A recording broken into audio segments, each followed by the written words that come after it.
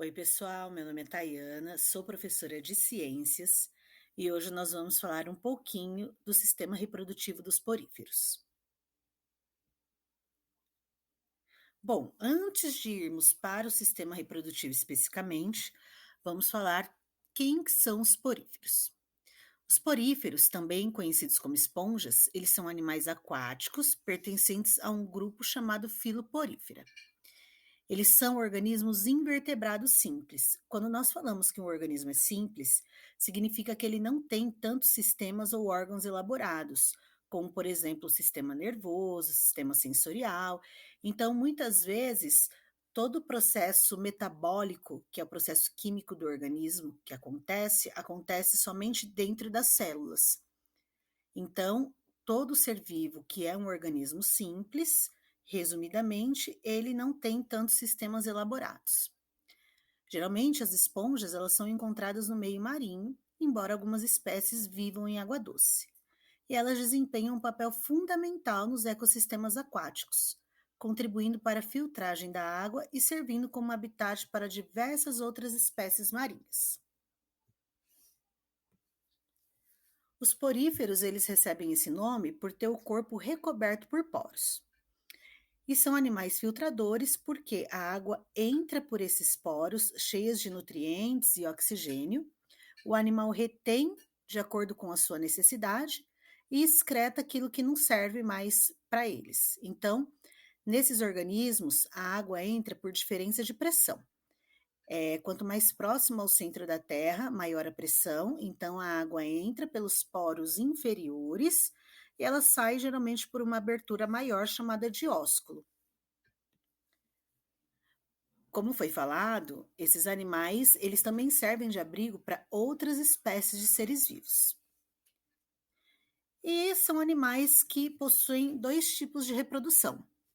Uma que é a reprodução assexuada e a outra que é a reprodução sexuada.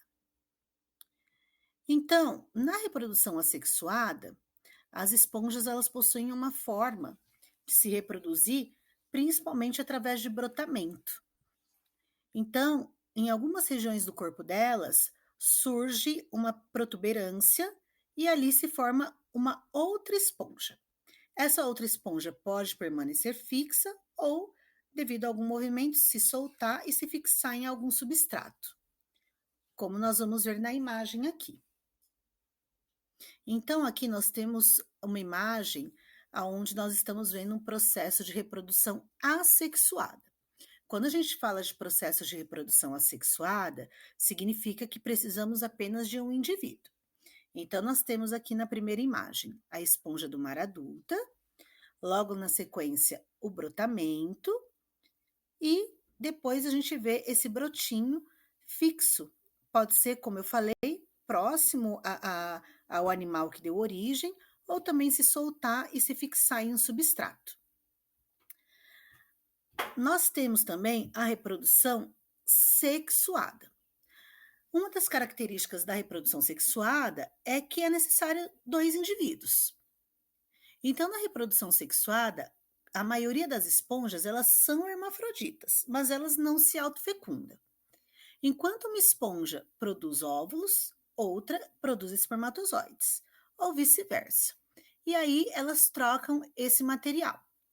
Os espermatozoides são liberados na água e capturados por outras esponjas, onde a fertilização ocorre internamente.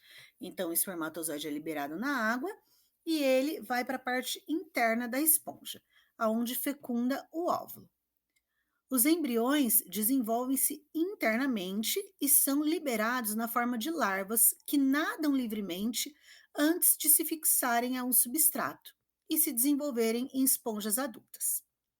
Esse ciclo de vida peculiar é adaptado ao ambiente aquático e reflete a simplicidade anatômica, mas a complexidade ecológica. Então, nós vamos ver aqui o exemplo de reprodução sexuada, onde uma esponja produz espermatozoide, a outra produz óvulos. Aí nós podemos observar os espermatozoides indo em direção à esponja que está produzindo o óvulo. Na parte interna, ocorre a fecundação desse óvulo. Durante o processo de desenvolvimento, ele se torna uma larva. A larva é liberada no meio livre, ou seja, dentro da água, aonde ela se desenvolve e se fixa em um substrato, que pode ser o solo, uma pedra, uma concha, enfim. E ali ela termina de se desenvolver até se tornar uma esponja adulta. Espero que vocês tenham gostado e até a próxima.